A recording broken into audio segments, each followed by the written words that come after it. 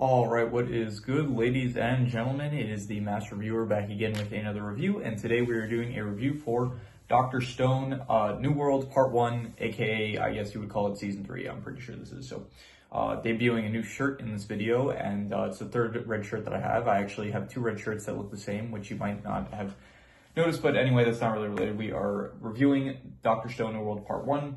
I binged it all in one night, so I pulled another all-nighter, did not sleep, but we are going to get this review out anyway. And so let us just begin, starting off with the intro. I like the intro a lot for this season. I think that it is a banger. I would say it is... I haven't listened to it enough to determine if it's as good as the Stone Wars intro, but I do definitely like the intro for the season. I think the song is good. The visuals, I never really care for the visuals too much for the intros, but this one is... Like, I think that when you get to, like, science future, I think the visuals get a bit better with, like, Casanova Passe, I think it's called, the intro for that, for Science Future Part 1. So, but even so, I do like the intro for the season, so props for the intro. And yeah, let's get into the plot. So the plot of this season is that it kind of picks up right off from the Ryusui special, where the crew, basically everyone, is working towards finding oil in order to fuel the ship for them to explore the new world. So the season is kind of split into like two halves, which is the first half of actually trying to find the oil, as well as some other stuff goes on. They end up reviving Francois. They end up creating bread, along with some other stuff that they do, create sonars and radars and stuff. And this is the season that actually introduces Y-Man. This is the season where they understand their the overarching threat. I get it's honestly, it's kind of weird. It's like they get this Morse code reading that's just, it says Y, and then from that they're like, okay, this is the person that petrified all of humanity, which I guess, yeah, fine. Like, that's, if you get I'm not, it's probably just because I don't really understand how radios work, but for some reason I was thinking, like, okay, couldn't you, like, you assume that this is Y-Man all of a sudden? It's like, this couldn't just be like, I guess, okay, when I say it out loud, it's like kind of, I guess, the only logical conclusion of, like, okay, you intercepted a radio frequency, and in Morse code it's saying Y, so I guess it's like, I don't know, it's just like, for some reason, it's like, it just feels like, okay, their first assumption is, okay, it's Y-Man, this is our enemy, he's the one that petrified the world, and we have to this guy, we have to assume that this guy's our enemy. It's like, okay, saying it out loud, like, it really does sound like the logical conclusion. So yeah, honestly, after kind of just going through it in my mind, I don't really have a problem with it too much. But initially, I guess, for some reason, I thought that it was kind of, I don't know, it's a bit out of nowhere. I guess maybe it's just like kind of they just bring this thread out, but it's like for the rest of the season, you don't really focus on it, as well as for the next. I guess it's just the placement of it might just be a bit weird for me. So, but anyway, the plot, yeah. So they do end up going to they are now adventuring to the new world. They are trying to. Their goal is ultimately to find the treasure chest that Byakuya and the rest of the astronauts left for Senku in order, because he assumed, like, I think from the 100 tales that he heard from Ruri, he heard that there are minerals there that he can use in order, specifically platinum, in order for him to, he wants to get in order for him to be able to create unlimited revival fluid, so that they don't have to worry about getting any more nitric acid, I think it was, and so they'll be able to revive anyone that they want, and they'll have an unlimited supply, and they won't have to, like, worry about deciding who takes priority for revivals and stuff. So that is their goal, basically. Is, so again, the first half, it's kind of like setting up the ship. Initially they were going to go with a larger ship, but then when they realized that it's going to take too long, they end up deciding, okay, we're going to make a smaller ship, and we're going to have a smaller crew as well. And so it does end up, which I guess makes sense, because you don't really want to bring everyone along from Ishigami Village to the new world, because that would just be a lot of characters that you don't really want to focus on so much. So they do end up going with a smaller group, and it is basically just the main characters. I think, like, the only real important one that ends up staying behind is, like, maybe Ruri, from what I remember, and that's it. So Ruri, and I think maybe the reporter, what's her name? Her name is... there are a lot of characters listed here. Minami, yeah, so she stays by, as well as, like, I guess, Tetsukasa and, like, his sister, I guess. So, yeah, but mainly everyone goes along on the ship to the new world. And when they get to the new world, initially they are, I don't know about ambushed is the right word, because I guess they were the ones that went there. So they immediately get, all of the crew basically gets petrified, except for Gen, Senku, Kohaku, Suika, who is a stowaway, as well as a new character that is introduced this season, Soyuz. So this is kind of weird. For some reason, Chrome is still listed as a main character, and Ryusu, okay, I guess it makes sense that they're listed as a main character, but for some reason, Soyuz is listed as a secondary character. What I don't know. I guess he is a secondary character, but it just feels like I don't know. He feels like a bit more of a main character this season than Chrome, at the very least in the second half. So. But yeah, so then because pretty much everyone on the crew got petrified, you have this small kind of not ragtag, but you do have like this small group of characters that have to basically work towards getting the platinum in order to revive the rest of the crew that got petrified. And they got petrified by a device which was used by, let me see here, I'm trying to find the name of the character. The character's name is something with R, I think, if I'm not mistaken. Let me see here. Can I find it? I'm just going to pause just to try to find it real quick. Right, her name is Kirisame. Yeah, so she was the one that ended up using the petrification device to petrify all of the crew, basically. But there also Ginro. Ginro was he was not petrified at the time, so he is also part of the main crew and stuff. So the second half of the season is basically they arrive at this island, and most of the crew gets petrified. But then you have Senku, Kohaku, Gen, Ginro, Suika, and Soyuz, right? That's the name. Soyuz. Again, a lot of characters at this point in the show. So yeah, Soyuz. So they're trying to get platinum. That is like their goal for I guess the second half of the season. And so they end up meeting Amaryllis, who is this girl that is from the village. She basically says that she is trying to infiltrate the main palace, I guess, that they have at that village. It's not really a palace, but like the main place that is what the person in charge is at, so that she could end up stealing the petrification device and basically taking over like the rule of that is held against the people of the village, I guess. So that is her goal. So she ends up basically working with the rest of the group. And you do have the main villain of I guess I'll get to that with the characters, but then overall, basically, it's not really too conclusive. It's just kind of, this season definitely, it feels like they just kind of picked an arbitrary point by like, okay, they get I guess it's not too arbitrary, they get the platinum and then they are on their way to making the revival fluid, but then the season just kind of ends, and then, I mean, it doesn't end because this is just part one. So this is actually the first time where they're actually using parts for the season. So up until this point, you had just season one, then you had Stone Wars, and then you had the special, but now we're getting into like seasons with parts. So I guess it doesn't need to feel as conclusive as I guess the previous seasons would have had to feel. So yeah, but that is kind of where part one concludes.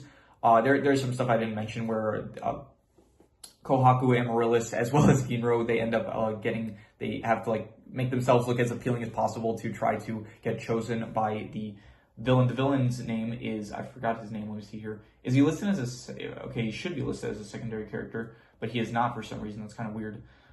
So he should be listed as as a minor character, I guess. What is his name? Ibarra, yeah, so Ibarra is the villain. I'm gonna say it's now spoilers alert. I already know that like they're gonna reveal that there is no actual like one that's in charge, and they kind of tease it like as well with I guess they don't really tease it in the intro. The intro, they kind of just only show Ibarra as well as Moss and Kirisame, but they don't actually show like the big bad guy that is meant to be like the ruler, I guess, or whatever they refer to him in the season. So I already know that Ibarra is the one that is like actually controlling the strings, and he's like just pretending that there's some guy above him to kind of manipulate the rest of the people that he kind of controls. So yeah, so he's like choosing the prettiest girls in the village in order for just, I don't know, so that he could create a harem, I guess. And so Kohaku and Amaryllis, and they get Ginro as well because they're like, okay, we need to up the chances that we're able to get close to him. So Ginro ends up also going along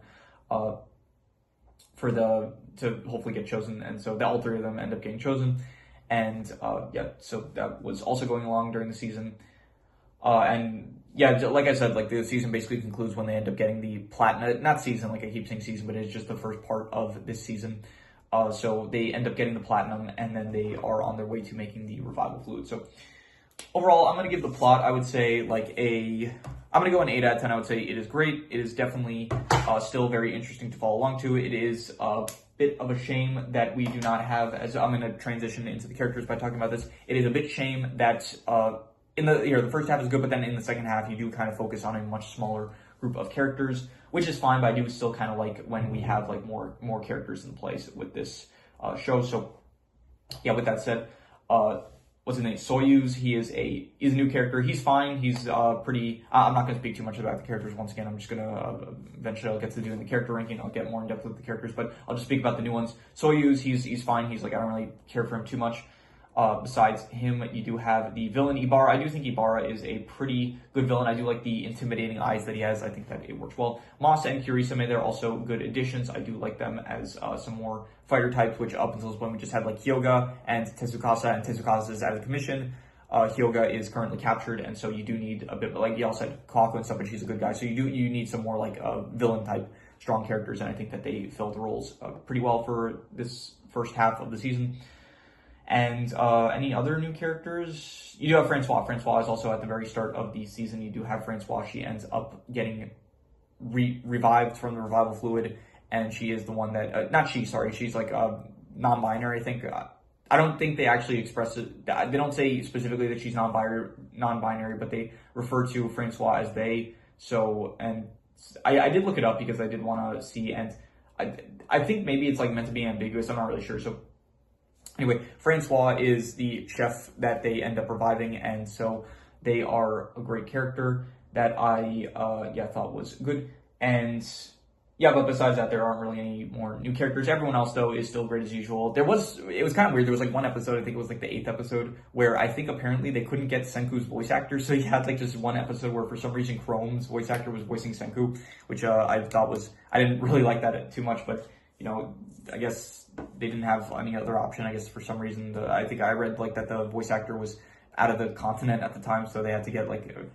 I'm just kind of wondering like, well, okay, so why he was like, wouldn't they have scheduled it where it's like he was there on the day that they needed to record it? So I don't know. Anyway, overall, I'm gonna give the characters, I will say solid 8 out of 10. I'm gonna say great, but once again, you just in the second half of the season you are kind of lacking. By the way, I didn't mention this, but Ryusui, I kind of talked about him more in the special, but Ryusui is a big part of the season. He is finally in the mix after he was revived in the special, and I do think that Ryusui is also one of the best characters of the show, and so I do like Ryusui a lot. So yeah, but once again, just the only thing that's really holding me back from giving it a higher score is just the fact that there are a lot of characters that just don't really have, they're not really playing a part in the second half when most of them get petrified. So yeah, in terms of the setting, the big new setting for this season is like you do have a bit of Ishigami Village and like their home base kind of area, which was good. However, besides that, you do also have the new island that they go to, and to be honest, I don't really it doesn't feel as cool at the moment. It's just kind of like the only parts that we saw were like the Bay Area that the actual ship is parked at,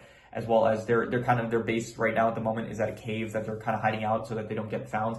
And besides that, there are like the tree areas, the village is kind of made of treetop area kind of places, and I think it's fine, but I do kind of like Ishigami Village and the Stone Wars kind of setting a bit more. So overall, I'll give the settings, I will say, I'll go like a 7 out of 10. I'll say that they're pretty good, but definitely I did like the settings a bit better in the last few seasons. So in terms of the art style, once again, I'm just going to give a 8.5 as usual for these reviews. I still think that the art style doesn't really change throughout the season, so I'm just going to give another amazing. I do think that it is an amazing art style, and so yeah.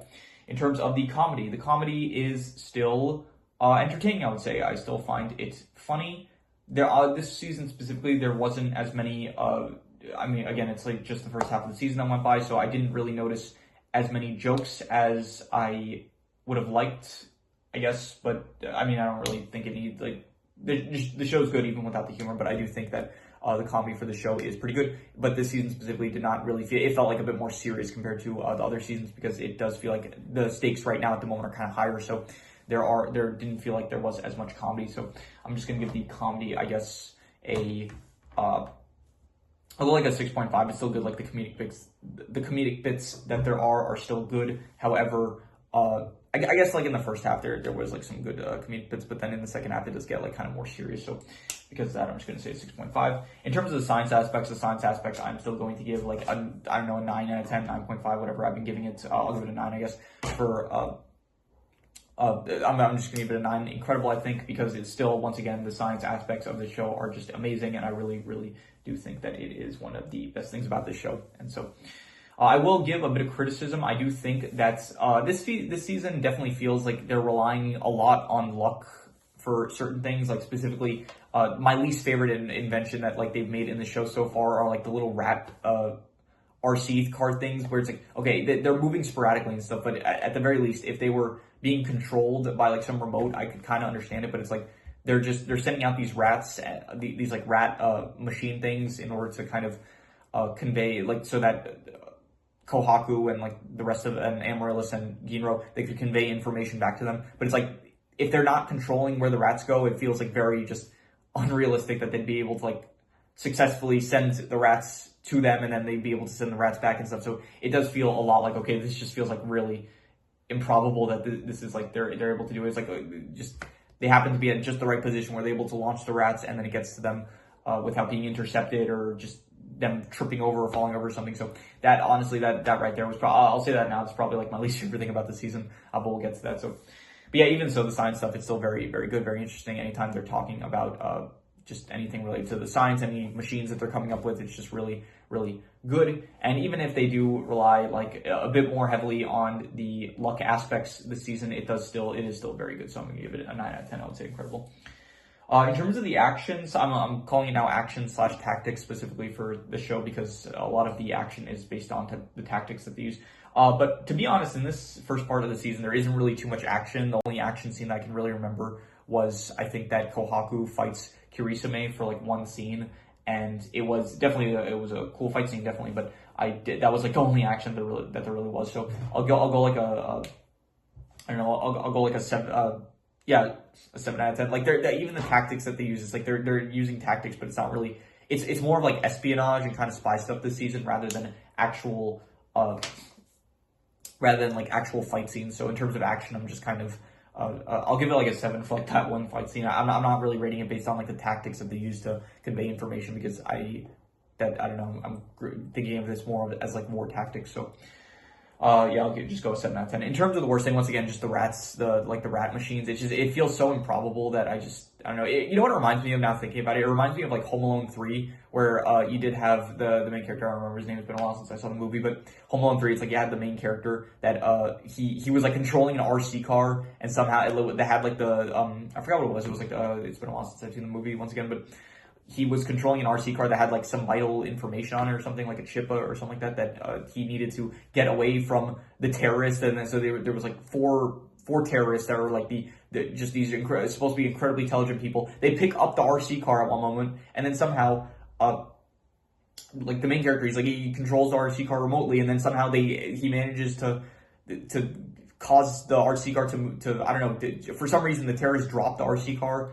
And then he's still able to get the RC car back to him so that he can get like what he needs from the RC car. It feels like that kind of level of like, okay, this should not be like happening realistically. So, and for a show that does like, for a lot of like the science aspects at the very least, it's like pretty realistic in a certain sense. Like out of all the shows that I've reviewed up until this point, I would say that this is one of the, not really realistic, obviously, but like in terms of the actual practicalities and like the science aspects and the machinery, it's like realistic to a certain sense. And it's like, I don't know, that moment there, like with the rad robots, it just kind of took just broke my immersion, I guess, maybe I'll say. So that was my least favorite thing, I would say. And I would give that probably like a 4.5. I'm just going to say it was not good. Like it doesn't really, it's like not good, but it's not really worse than not good. So yeah. In terms of the best thing, I'm going to say the best thing about this season was, I'm not sure. I like it. It was definitely, I don't know. I'm honestly wondering which half I like better. I think I probably like the first half a bit more just because like there are more characters involved. But even so, there's not really anything specific that I would say that was my favorite part. So I'm just going to end up reusing the best score, which was the science aspects, I guess. So once again, another 9 out of 10 for the science aspect. So yeah, that is all the scores, so I'm going to do the calculations. So King Crimson. All right, so it ends up coming out to exactly a 7.5, which would be very good, and I think I would give it higher than that. I think that even with some of the flaws that I kind of mentioned a bit more so, I still think that ultimately this is I would go like an 8 out of 10. I would say that this is still a great season, even if it is like, they're relying a bit more on luck, and it's like kind of not conclusive because it's just the first part and stuff. Even if I do have a few more issues with the season than I might have had in some of the previous seasons, I still think that this is still a great. I don't know. I'm saying season because like I don't know. I'm doing this like season by season style, where it's like I'm reviewing each part of the show, and I'm considering like individual parts to be their own seasons, kind of. So, but yeah, even so, I'm just gonna give this part / season, whatever you want to call it. I'm gonna give it an 8 out of 10. I thought it was great, and yeah, that is pretty much all there is to it. So if you have any recommendations, any shows, movies, video game stories, anime, manga, I'm including that now. I got to remember to do that because I am now reviewing manga. So let me do that again. If you have any recommendations, any shows, movies, video game stories, anime, manga, web series, anything that you want me to review, leave it in the comments and I will maybe possibly check it out. But with that said, that is pretty much all there is to it. So let's leave it at that.